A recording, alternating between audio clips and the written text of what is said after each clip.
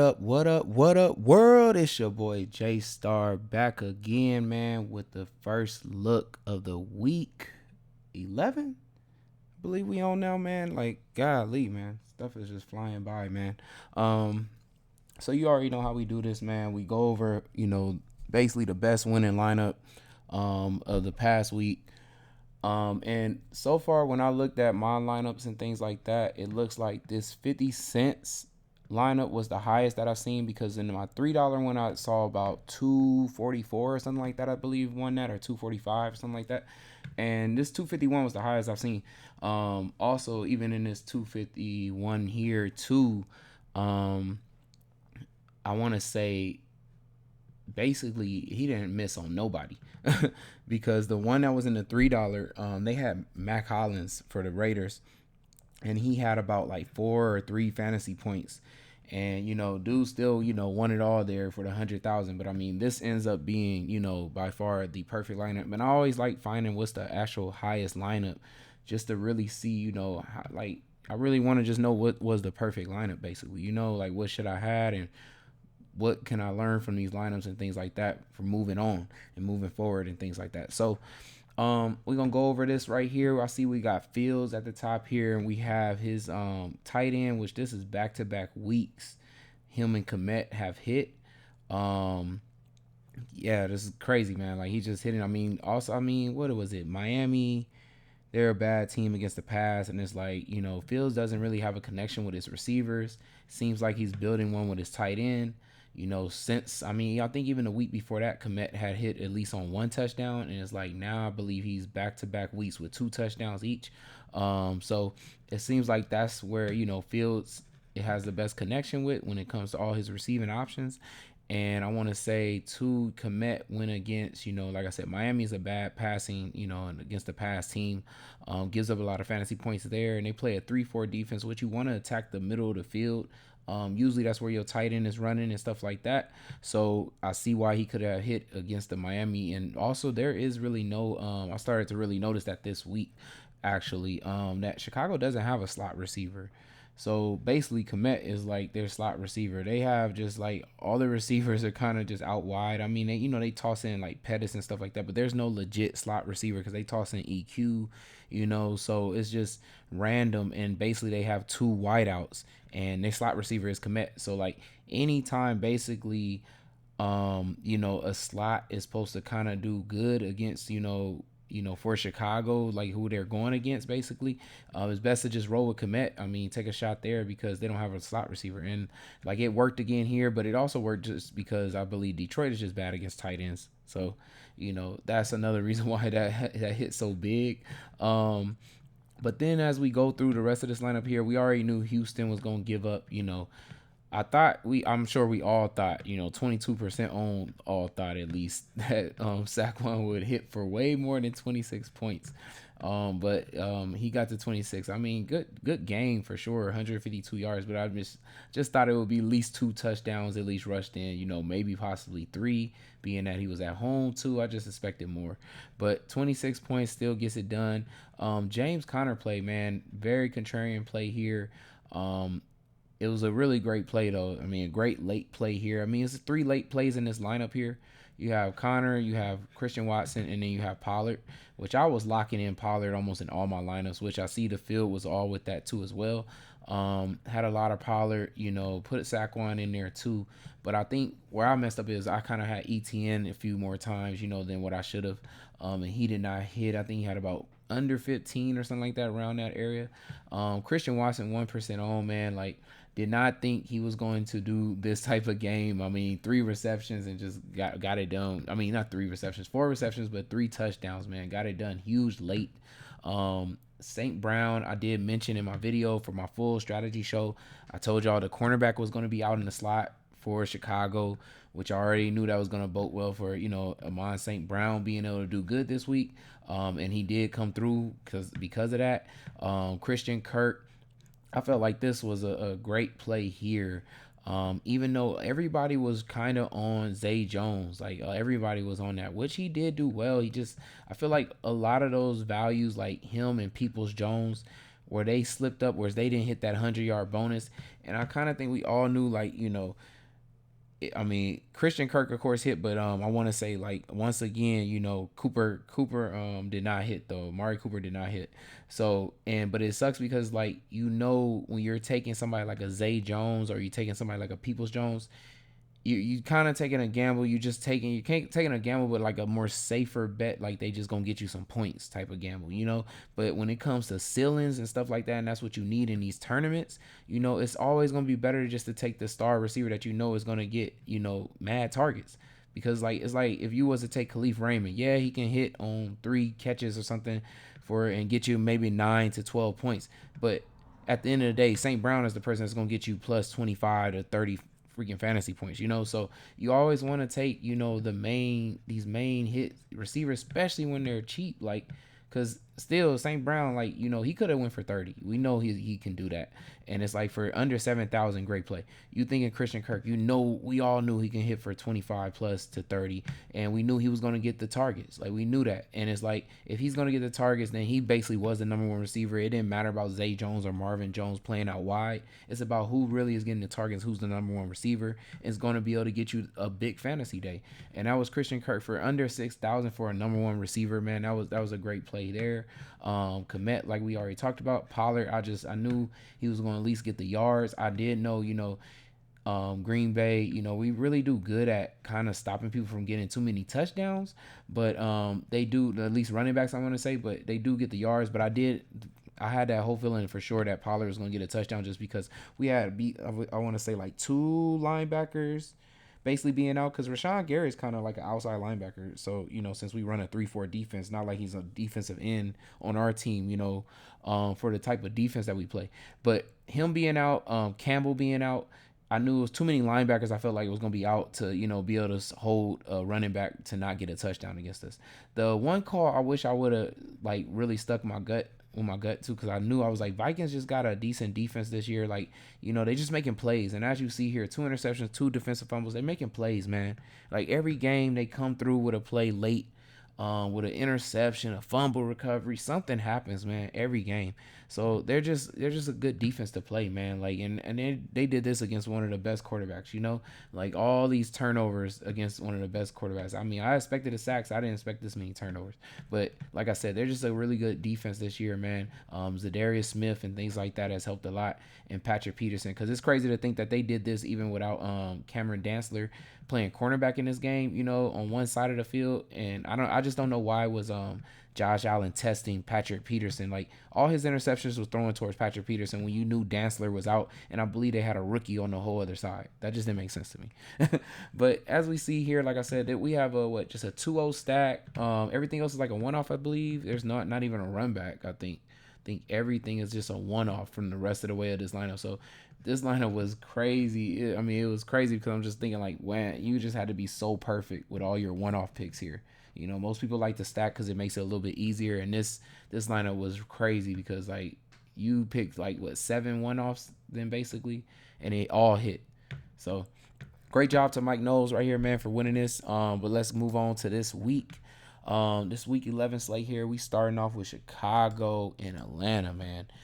It's a battle of Russian quarterbacks or something like that. Basically, it kind of sucks, I feel like, in one way, because we know Fields, he's going against one of the worst pass, like, you're supposed to have so many fantasy points in the pass here. I believe Atlanta might be number 1 or something like that in the league for fantasy points to the pass. So definitely, Fields is going to be in play to maybe hit with some Mooney or something like that this week. He's the main receiver that we see that's getting the targets. I mean, they said they was going to open up the package for Claypool. We didn't see anything. Opening the package ended up being 2 targets. It was less targets than the week before. So I'm good on taking shots at Claypool because I know he did not hit. I had him a few times. I feel like a lot of people had him because his percent was pretty high on to me. But Mooney is like how I'm saying, just like what we saw with Christian Kirk, what we saw with St. Brown and things like that. Like, yeah, you could take a shot at Claypool, but you taking that gamble. It's not even a safe gamble, though. It's not even giving you for sure, 12 to 10 points. And Mooney is the person, though, that could end up hitting, though, for possibly 17 to 20 fantasy points, and he's actually getting consistent targets, and especially deep shots and things like that. So if he does hit on a deep shot, in this game, against Atlanta and everything, we seen what a deep shot looks like just with DJ Moore, you know what I mean? And I believe he only had about 6 targets. Maybe he had a little more than that, but we can go check it later though, as we get to that game. But I believe it was about like 6 targets, and he hit, on a 67-yard touchdown. So something like that definitely can happen for Mooney in this game. If not, we definitely, like I said earlier, we can go with Komet. We know on the other side here though, it's I would believe like running back, but we do know at the same time Mariota runs, but running back should be huge in play for it because Chicago's been giving up a lot of yards in the rush, and they're giving up like touchdowns too there. So I think Cordell Patterson is in play. This team does use like basically almost all their running backs, so Algier also could be in play too. But I do expect them to lean on Cordell Patterson a little bit more here. Than what they did at least the last time. I believe that the game got out of reach. I feel like this game could be close because most people have been scoring just back to back. Against Chicago hasn't been really a struggle to score against them, especially since they lost Roquan Smith, and I forgot the defensive end that they traded to the Eagles too as well. So their defense has gotten a lot worse. There's like a tanking defense, but their offense is playing a little bit better now that Fields is just rushing the ball every time. So, but like I said, they're able to get scored on. So I definitely think Cordell Patterson is going to be huge in play over here. Can't really take the receivers, maybe Pitts though, because I have seen them try at least to get him targets that way. But Mariota's just been missing him. Like he just keeps missing him. I'm watching like the last at least 2 games here. I mean, Pitts should have like over 100 yards, I believe, in both of these games. So if you think it's going to finally connect at this game, then he could be a good play. Other than that, I don't really see anything. Of course, Fields is going to be big in play just because I know you can kind of rush the ball against Atlanta. So, we already seen back-to-back 100-yard rushing, games for him. So he definitely going to be huge in play for that. We got Carolina versus Baltimore. And here, man, we seen Carolina been getting rushed on a lot. And then they're going against a team that rushes the ball. Like, probably near over 50% of their plays is rushing plays. So Lamar is going to be in play because of that reason alone.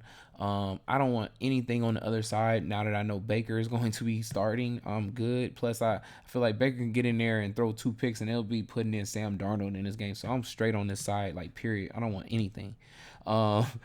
Wise of like running backs over here, we have to see if Gus Edwards is a go, because last time he was a go, they used Gus Edwards more than they used Kenyon Drake.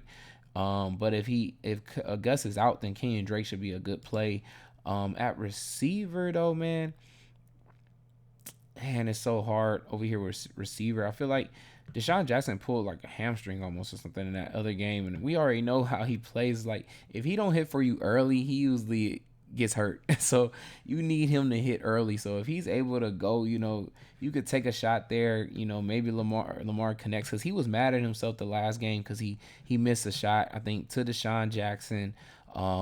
To one of these other receivers here. I can't remember which one it was, but he was really mad about missing those shots to them. If Mark Andrews isn't a goal, then likely is going to be definitely in play because they've been going to him. They use him as a receiver basically on their team, the same way they kind of use what Andrews was to them.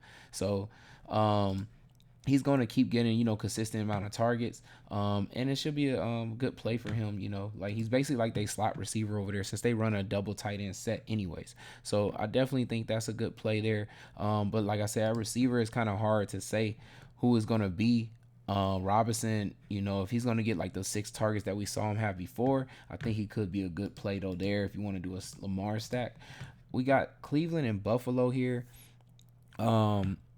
Cleveland's just been getting run on, man. And so I don't know if they're going to still lean on Josh Allen running. I feel like his elbow injury was kind of playing a part in that game, but he pulled through and pushed through. But you could kind of tell, like, they didn't want to have him throwing too, like, crazy in that game.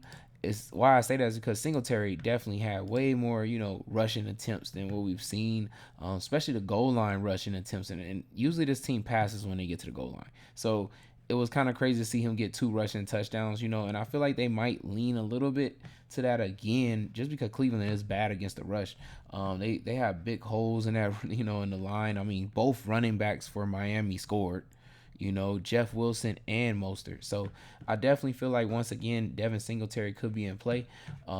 For the reason, like I said, if Josh Allen might be still a little banged up, or they might just want to kind of take it easy on his arm. Plus, this is kind of harder games for them to kind of pass against. But Diggs is just still going to be in play because I know he moves around to get on to the the best matchup on the field. So I definitely feel like he's still in play there. I know earlier in the season we did see Cleveland give up big deep shot plays and stuff like that. So if you want to take Davis, I feel like you can take a shot there too, because we know he's in for those type of receptions all the time. I think he averages about like 25 yards per reception, so it's crazy. At tight end, I don't think I really want a tight end play here, like period. I don't even think either side. If anything, I was to take on the side, it just would be Chubb. I think the rush, because Cleveland's gonna want to try to play slow and keep Buffalo off the field as much as possible. So I could see them leaning on the run a lot here. If they can just stay competitive in the game that way. Otherwise, if they get behind and they're gonna have to pass, and I still don't know for sure. Cooper just doesn't show up on the road, so I feel like it's just a bad play period over there on that side of the game. Then we're gonna go to the Washington and Texans game here. So definitely best play here to me is gonna be B Rob. If you even want to toss in Gibson, since they kind of run with both, but I feel like B Rob breaks a big run in this game, gets over 100 yards, possibly 2 touchdowns. What we thought we was gonna see from Saquon, I feel like B Rob does it because I feel like he's hungry. I feel like he's really hungry. Being a rookie, being missing what I believe it was 3 or 4 games, something like that in the season. I feel like he's in for a huge game finally for his breakout of his rookie career. Like I feel like he gets in for 2 touchdowns. But that doesn't mean that Gibson can't also rush in one too as well, just because Houston is that bad. It's not really a lot of passing that goes on against Houston. I think it's most teams. What is it? Yeah, I think his highest run plays are on Houston. So I would stay away kind of from quarterback play here. Receiver, yeah, McLaurin is still in play just because he keeps getting targets. Also had a great game against the Eagles. So definitely he's in play. Other than that, I don't think I would really want anything else. On the other side is kind of nothing I really want on that side. But I do know if Cooks is, back and really ready to go for this team, because he really wanted to be traded. So we have to, I don't really know if you want to take a shot there. I guess you can. I mean, Washington does give up something in the past, at least for fantasy points to receivers. If you want to be safer though, you can just take like somebody like Chris Moore or something like that. But other than that, I don't really see anything I really want here. Damian Pierce is a good running back for sure. I just feel like Washington has a really good defense, kind of stopping the run and stuff like that. So I don't think there's anything else I would want here. We can move on here. We got Philly versus the Colts. This is gonna be a big game for Philly, man. This is a huge game for Philly, because now their record is basically tied with the Vikings, and if they want to have home field the whole way through, they're gonna need to bounce back and continue to get back on their win streak and everything. And I feel like they are going to bounce back pretty strong. So I do expect them to come out playing a lot faster, because I know they have to know now. Basically, the Washington Commanders showed the recipe to how to beat them, and it's basically just staying on the field and establishing long drives. Like not worrying about trying to get down the field fast, because I feel like that's what everybody had done against Philly, and it allowed them to get the ball back multiple times. Because if you're playing too fast, you're trying to take a lot of deep shots on them. Their defense is set up to stop big plays basically when they have cornerbacks like Slay and Bradbury and stuff like that. Basically very ball hawk type of cornerbacks, and if you're trying to throw deep plays on them, they kind of they ready for that. So the reason why Washington was able to beat them was because they just chipped away. They kept taking what you was really giving them, finding any one-on-one matchups and actually attacking them. Like, it was crazy watching Slay getting caught on a lot of the time. But they was doing a lot of one-on-ones, and then it was just that Washington really trusted their receivers to make plays, really make plays, and it really happened. At the beginning I saw Doxson catch a catch, and then eventually it was McLaurin, just because he ended up being one-on-one the whole time with Slay. So he got the best of Slay today, and it just worked, like I said, because they was just chipping away, running the ball really strong, And I'm just thinking like the Colts is probably going to do the same thing. Like they already, they went back to the better quarterback, which was smart move there. Even though he does throw picks and stuff, so could be in for him throwing a pick or so in this game. But at home they play a lot better. We already know that Matt Ryan and them play a lot better, and him having Jonathan Taylor, I feel like the same recipe that we saw and game plan that we saw for Washington is what they're going to do. I expect Jonathan Taylor to run the ball maybe 25 plus times, just to establish long drives. Like long drives, they're going to have the Phillies defense going to be in for one because I just expect them to run the ball really strong here. Take like I said, take shots when they can, but not it's not going to really be super far shots. Just taking what they can. If it's Parrish Campbell, Alec Pierce, short little plays. Plus they run a double tight end, so definitely Granson and Mo Ali Cox and things like that. That's going to be in play. But they're going to try to chip away and keep them off the field because it really messed up the rhythm for Jalen Hurts. And I feel like on the other end of this, Jalen Hurts and the Eagles, they're going to try to come out fast. They're definitely going to try to come out fast. Like in a when I mean like fast, they're going to try to come out fast trying to get in a rhythm. And try to hold that rhythm because they got to know the coach is going to run the same strategy that the Washington Commanders just did to them. So I do expect, Hurts to be a good play still, because I do expect a bounce back from them. But the only thing I will say what could hinder, the fantasy points over here is just that how many times really are they going to have the ball? Like how many times they're going to have the ball going against another team that's not a passing team. A team that just wants to run the ball, take long drives, things like that. So that's the only thing that kind of scares me from Jalen Hurts thinking he's going to have, just this huge game. At the end of the day, I feel like they just want to get a win and get back on the win streak. So if somehow they can establish, like stopping at least, the Colts and getting the ball back, more times than what they did in the Washington game, then I think Devontae Smith, AJ Brown would be in play because I feel like they will try to bounce back strong. And I definitely think Hurts would be, huge fantasy points, from him. Being that this is a 4-3 defense, he should be able to run the ball if he has to because, they play a lot of man. So their backs will be to him. So he get the rushing yards there, could rush in a touchdown. But I definitely think Devontae Smith probably has an easier matchup, probably less going against Gilmore. Unlike A.J. Brown would probably be more lined up with Gilmore. And then I think also Goddard could be in play as well. We've seen tight ends put up some points on the Colts too. On the other end, I really like Jonathan Taylor, man. I think we saw with B-Rob, a little bit of Gibson was able to do. B-Rob got a touchdown on him. I just think like you're in for a Jonathan Taylor 22 plus run attempts more than likely, and I believe like the Eagles is giving up like 5.5 yards per carry, and just that means then 20 yards gonna get you over 100 yards. I mean 20 attempts is gonna get you over 100 yards with Jonathan Taylor, and every like 100-yard game usually with Jonathan Taylor probably ends up being a touchdown. Possibly ends up being 20 something fantasy points plus because you don't know if that's going to end up being more than one touchdown. So I mean I definitely think he's going to be in play. I don't really know who I would want to take at all at receiver over here. If anything, I think maybe one of these tight ends come through, but it's so hard, man, with their tight ends over there. So but we're going to keep it moving here. We got the Jets in New England, man. Last matchup, we saw Zach Wilson threw like 3 picks against this team.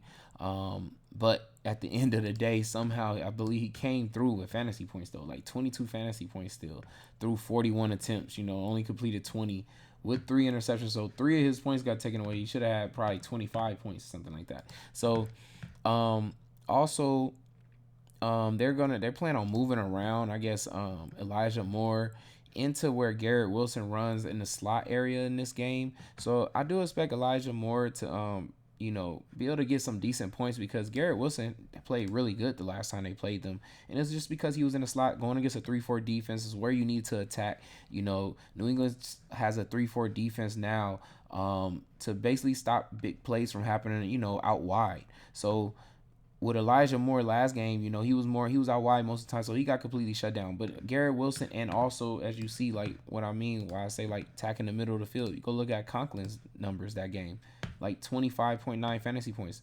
That's where you need to attack this defense, is in the middle of the field. So it just goes to show like if you're gonna go with another 6 to 10 targets to Conklin in this game, he can definitely do well, as well as Garrett Wilson. But if they're gonna move in some Elijah Moore into the slot, to that way he can get the ball a little bit more and be more a part of the offense, which is why he was mad at the Jets in the first place and wanted to be traded. And as you've seen, since he's came back, they still haven't really used him.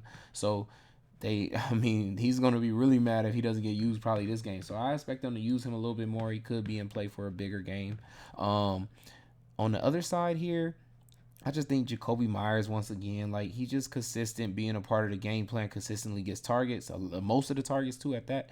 And so he's definitely, and then Ramondre Stevenson, I feel like, is in for his consistent like 20 something points that he keeps basically getting almost every game. Like, just gets you a nice safe floor of 20 something points. And it's because you're getting 7 to 8 targets and you're still getting the bulk load of the rushing attempts. And he's the home back here. I definitely feel like he's in for another nice 22 to 25 fantasy points. Just a safe play. I don't think I really want to take their tight ends on this side. I think Henry did do decent last time at least, or maybe not. Okay, so he didn't, but he did. He is coming off of a last game at least of 4 for 4 targets. I don't know if Jonnu Smith is being used. Is he? Yeah, he's still being used. There's just nothing over there though, so I don't really want nothing from there. Tight end. We're gonna move on to the next game. We got the Rams and Saints here. I believe Stafford should be back this game, but it's gonna be crazy because he's back without Cooper Kupp. So this is gonna be a weird game because I don't know who they're gonna move into the slot. Like, is it gonna be Skoranek more than likely? If so, then I mean, all their best plays come from the slot. So gotta stay tuned and see what happens throughout the week. I'm gonna try to look into what's going on with their practices and things like that, and if Skoranek has been in the slot, because he could be a great value play then if we end up figuring that out. Knowing that most of their best plays come from there. But if not, if that doesn't work out, whoever moves into the slot doesn't really work out, then I just best believe that it's gonna be Higbee's gonna get just most of the plays like that you would think Cup would get, because he knows all their plays already. So he could just move into basically that whole position and just be the slot receiver and all those like screen little plays, all those like big shot down the field in the middle of the field. Probably goes to Higbee in this game, man. Then on the other side here, we saw Jarvis come back. Didn't really do much. I think got like 6 or 5 fantasy points. What was it? 6 fantasy points. Had 6 targets in his first game back. I still just think Chris Olave is still the best play. The Rams do give up some fantasy points and things like that, and it's basically gonna be who's gonna get the most targets, as we saw in the last game. But we did also see in that last game, what do I want to say? Rondale Moore in the slot did do very, very good, which we already know though. Cardinals offense, man, their offense, their slot receiver gets the bigger plays, man. He really does. Even though, the bulk load of the targets goes to Hopkins out wide, and they just do them, side to side type passes and stuff just to get him the ball and make sure, he could just do something with it, yards after catch type of things. But the big plays deep down the, deep shots and stuff down the field come from the slot for them. So, yes, that would mean then, Jarvis would probably be in play if he can get more targets than what we saw. But most of the big plays for this team comes from Chris Olave, and they even move him into the slot. So I feel like it would probably still be Chris Olave basically to get you like 20 fantasy points here. So other than that, you could take a shot at Juwan Johnson if you want to, but like I said, Higbee on the other side probably the better play. Kamara does kind of run in the middle of the field when he actually runs routes, kind of in the slot area. So it just really depends if we're going to get this 9 to 10 targets. I don't know if we still get those type of targets being that Jarvis is back, taking back his position in the slot. I feel like that's why we was getting targets like that. So I don't really know if we're not going to get that, then I don't think Kamara is going to be a good play. And let's see. So we moving on. We got Detroit and the Giants here. Man. This game kind of sucks. I hate games where, the quarterback has a great, spot, but it's just that the quarterback sucks. Because we know how bad Detroit is, especially like completion percent, stuff like that, and yards and things like that they're giving up for quarterbacks, touchdowns that happens. But over here, receiver wise, we just don't got enough. And since also Detroit does give up the run, and that is where, the Giants have elite talent in Saquon. I feel like they'll just lean on the running back. Plus, they're at home and everything. So, just lean on the run. Of course, it's going to open up big shots deep down the field. And we saw Slayton did hit on a big play. But man, it's just hard to count on that when he I believe he only had like 4 targets and he just happened to hit, and take one all the way to the house. So yeah, like 4 targets there, and then he still came short of a 100-yard bonus, which would have put us, at like 22 fantasy points. So it's just hard to hit when somebody's only getting 4 targets, because that's like really just luck that you're banking on. So, and it also sucks because also like the tight end play should be a huge play here, and it's like they don't really go to their tight end since Bellinger has been out. So it's nothing over there for Detroit wise though. The best play to me is just take St. Brown. This is a 3-4 defense. They need to attack probably in the middle of the field, and they don't have a tight end anymore. So definitely, I just think St. Brown, and we know how many targets he could get, 10 to 12 to 13 targets in this game. I just think he's the best play. I'm still waiting for Jameson Williams, man, to get back, from his injury. He hasn't got to play yet. This rookie, I've been waiting for him because I feel like he's gonna be a big play receiver, man, when they get him back. Um, Man, with Swift, man, we just not getting enough from him. They said they was gonna use him more. It didn't really feel like they used him that much more last game at all. Like 6 attempts is not more. Like I expect him to at least have 15 attempts, but it's hard to take a shot on him if we don't, if they're not really gonna use him. So it's really nothing else to say for that game. When it comes to the Raiders and Denver Broncos, man, this is gonna be a crazy game because Russell's best game was against the Raiders. And I don't even know if we can see it on here because it cuts it short. But his best game, his only, I want to say, did he? Yeah, his only, it's still showing great. His only 20 something point game fantasy was against the Raiders. And it's just because they're really that bad. They're really, really that bad. Completion percent and everything like that. But this is going to be a crazy game to me because I don't know if Judy's going to be able to play. I've seen like he got pretty, seemed like he got hurt pretty bad. I think ankle revealed, mild injury. Yeah, miss. Okay, yeah. So he's not gonna be. Isn't expected to miss extended time. Okay, but he probably still misses this game more than likely. Is what I think. And without him, it's just gonna put sudden, and also it's gonna give think. I'm gonna think Greg Dolchich gets a bigger. If Judy's out, then it's like it's nobody that I can really just say who's going to take over the slot position because KJ Hamler, he kind of was in there a little bit, but he kind of is out wide too. Hinton is kind of you don't really know where they're going to move him at. Maybe KJ Hamler moves into the slot. We have to see as practice goes, even if he's even able to play and everything too. But yeah, that's gonna be a big deal because if Judy's out, I just feel like Greg Dolchich then takes most of his targets then from the middle of the field. But then Sutton's just gonna get a crazy amount of targets if Judy is out, and he's in for like a really good spot right here, man, to go off for $6,000, a number one receiver. It's a good spot there, man. On the other side, definitely Adams is gonna be still in play just because of the amount of targets he keeps getting, but he is going against Patrick Surtain. What he did do, I think, actually pretty good the last time. It doesn't show here, but I could have swore he had a decent game. But this is going to be a hard matchup. Denver's defense, at least for the pass, is pretty good. Even though they lost Chubb and things like that, still have a good defense. Jacobs should have a pretty rough time, I would think, because you need to kind of establish some type of pass first for the linebackers to back off so he can be able to get a better run game. If he catches some passes, something like that, a lot of passes basically. Like if he can get like 7 to 6 targets, he could still have a decent game here. So like we looking at 6 receptions, he can get something like that. He could still possibly have a decent game there. Like the running backs on the other side, I can't even like it sucks because like we know how every running back for the last 3 weeks has went off for about 28 fantasy points plus against the Raiders, and it sucks because we don't really have a running back here that we can say for sure is going to do that.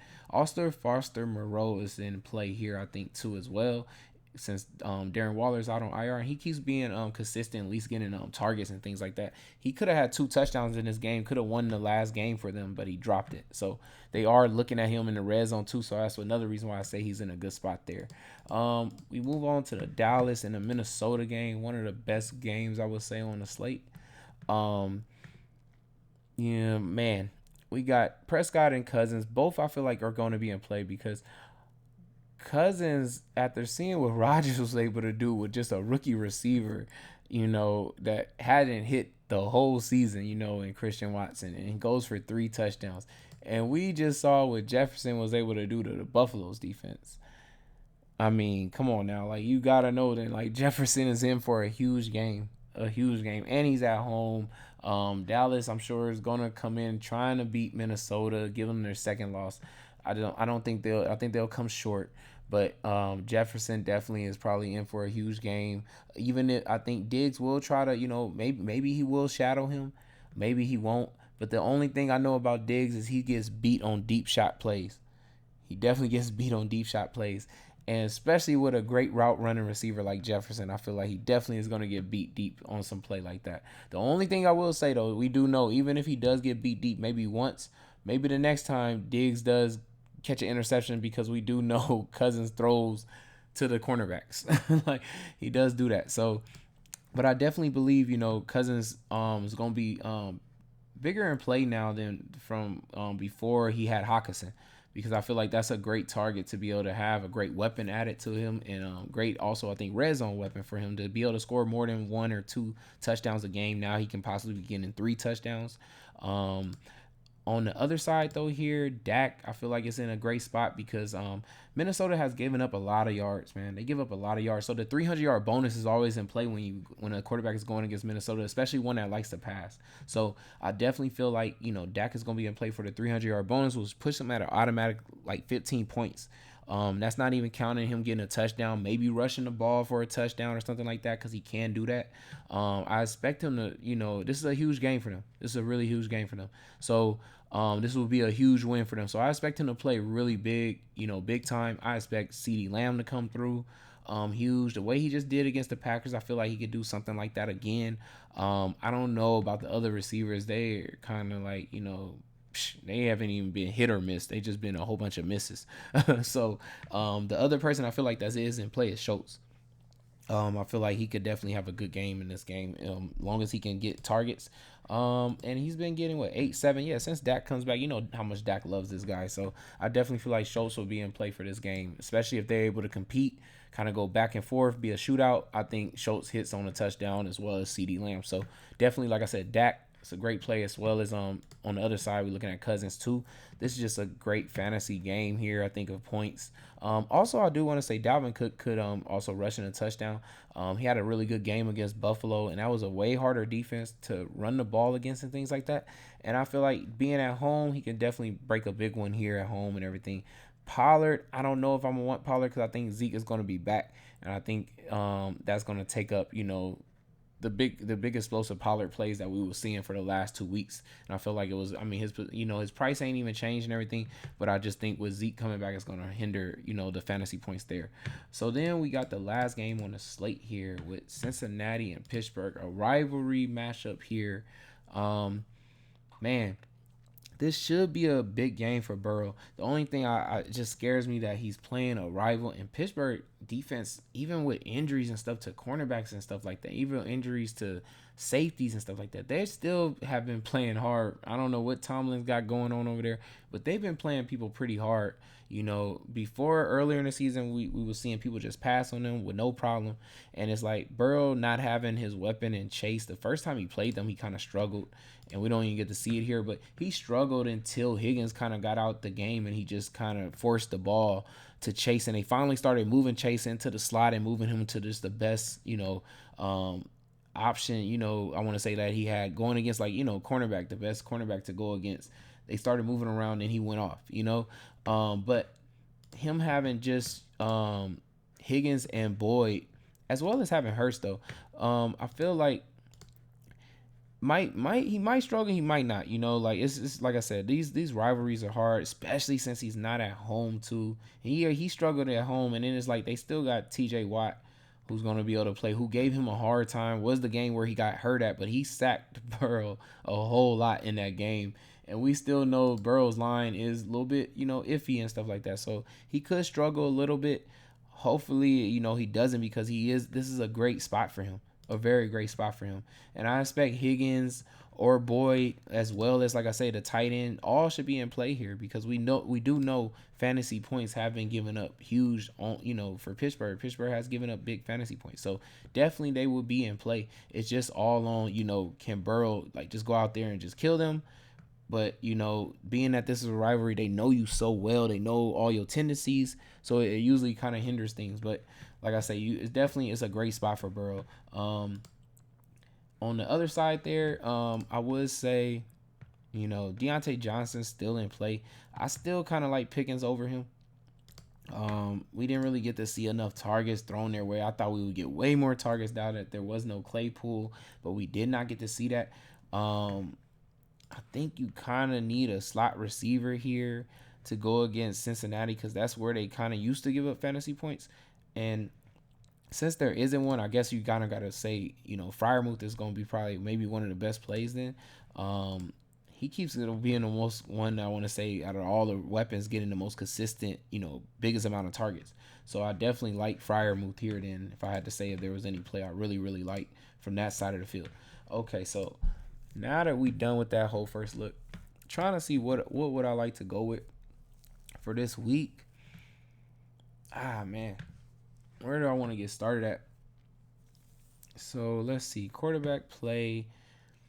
Man, should I take a gamble shot at Russell Wilson? I know he hasn't been able to hit, but if somehow Judy was out, he loves throwing to Sutton already. He already likes forcing the ball to Sutton anyways, and the Raiders defense is just so bad, man. And it's like, since they don't have a running back here, Russell gotta throw the ball. And like I said, he had his best game against them.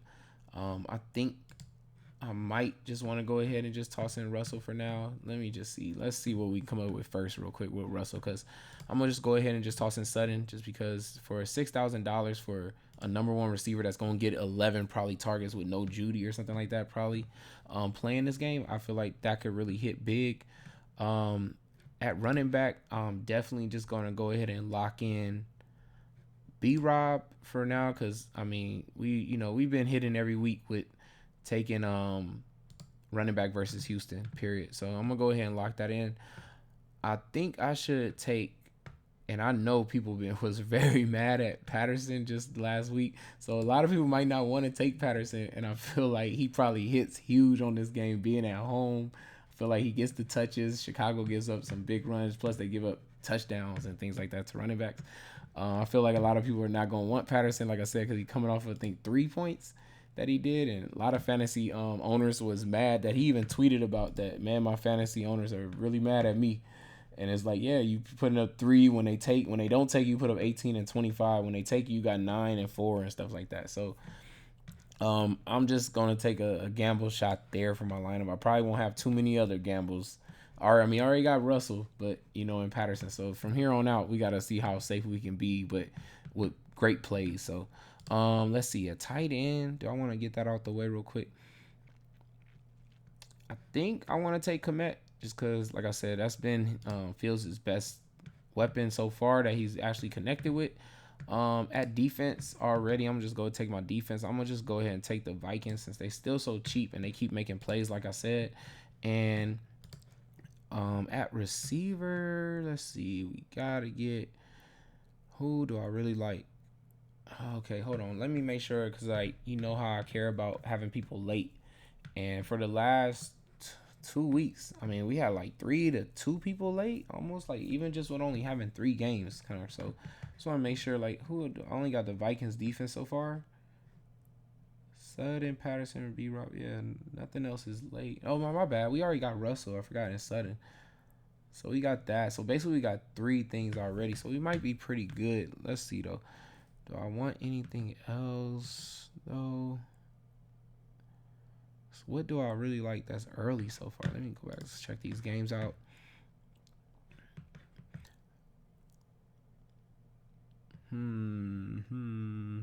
Okay. You know what I'm going to do? I think I'm going to go with bounce back for the Eagles here and take Devontae Smith, 6,200 here.